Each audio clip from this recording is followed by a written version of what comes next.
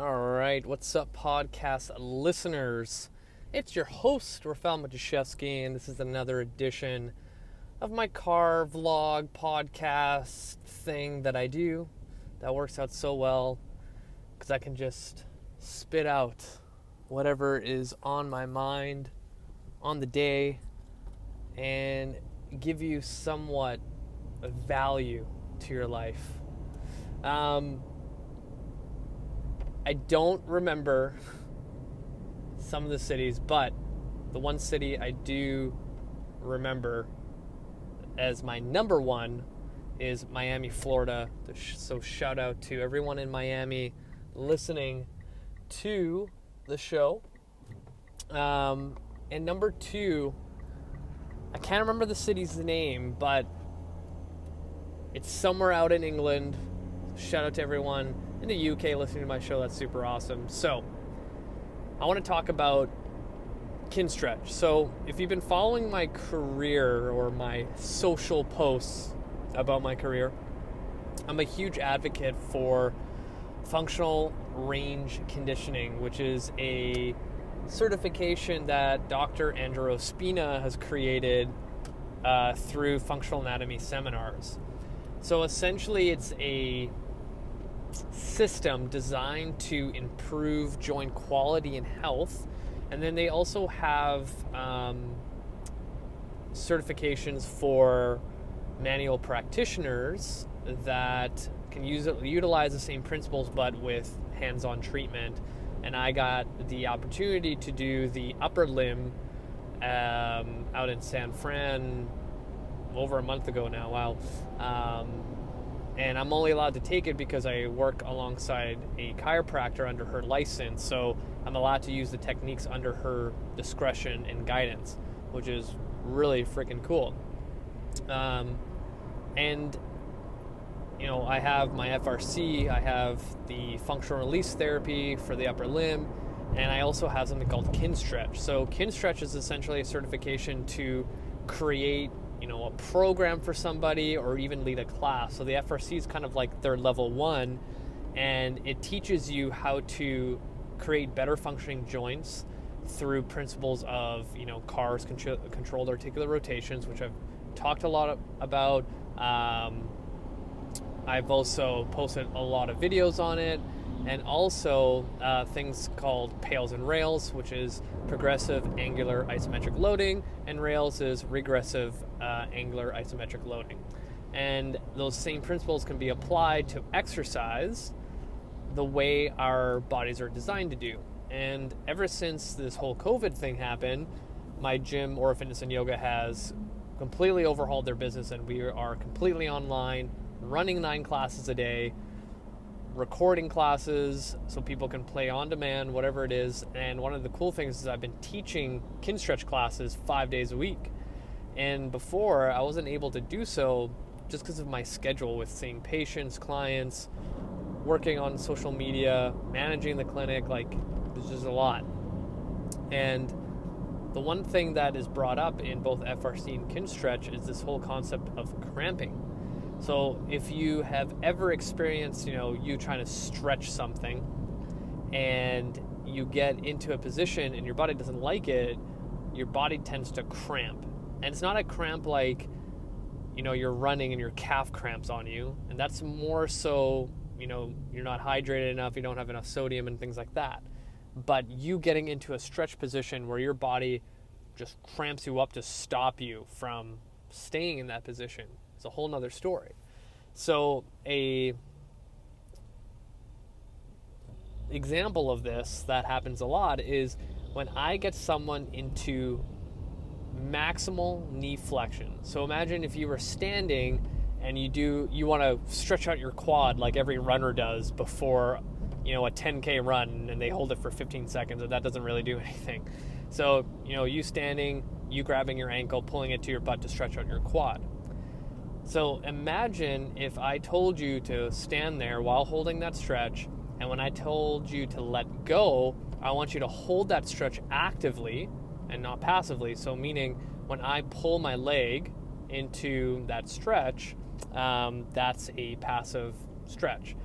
If I put my foot down, so both feet are down, and I have to get into the stretch position without using my hand to grab onto the ankle, I'm actively lifting my heel to my bum, right? So that's the difference between active and passive, and I brought this up on my show before.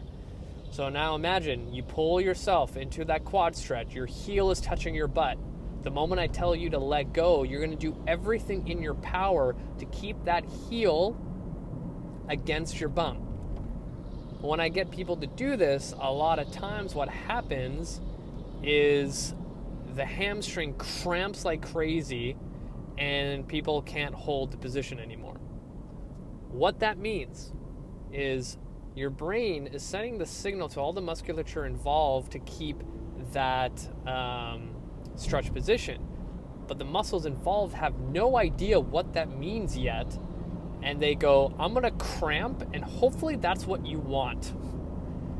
And over time, when you reinforce the proper pattern of maximal knee flexion, the hamstring and the glute and all the other surrounding musculature involved in that maximal knee flexion is going to work together in harmony in order to keep that position.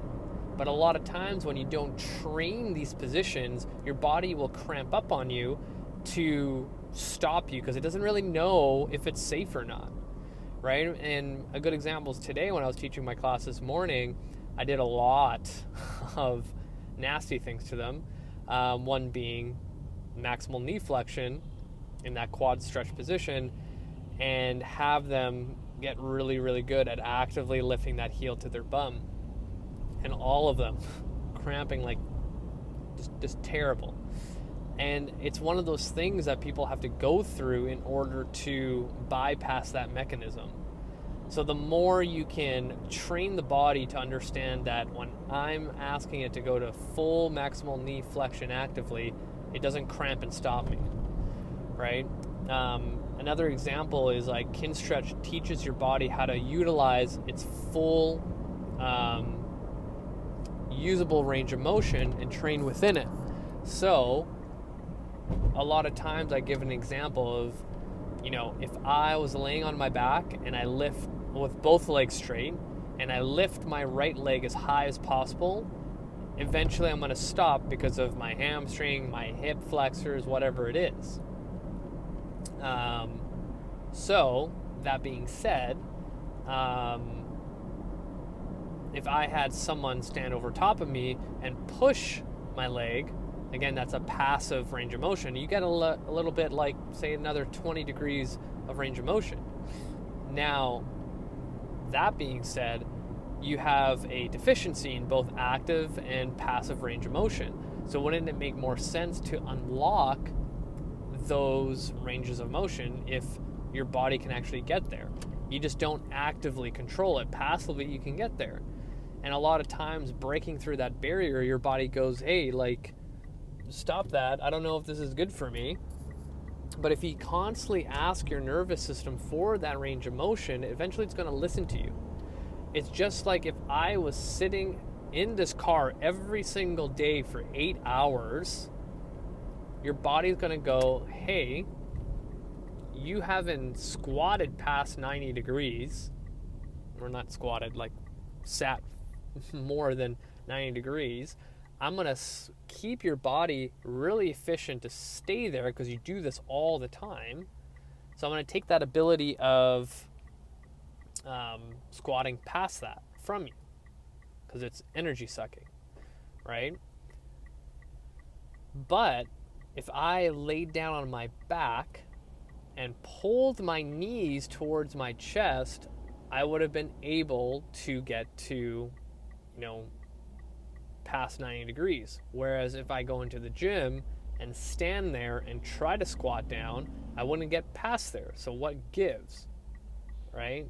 We have this neurological blueprint or like code in us that we're able to get all these ranges of motion, but over time, our bodies get influenced to what we are allowed and not allowed to do based on our on our daily living and what we influence. And this goes into a whole nother topic. Like every day that we wake up, we have all these cells in our body waiting for information. When it comes to the stuff that intertwines our muscle fibers, those cells are waiting for information specifically on how to utilize our muscle fibers for movement.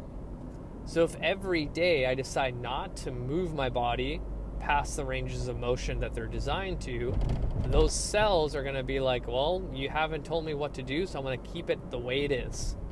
So every time I do a kin stretch class, I'm influencing at a cellular level all the white stuff in between your muscle fibers to move more more like range of motion in a certain joint. So say for my shoulder, most people use their shoulders to have them up here on their laptop, onto their phone, and grab something out of the cupboard. Anything beyond that, our body will stiffen up because it doesn't know if it's safe or not.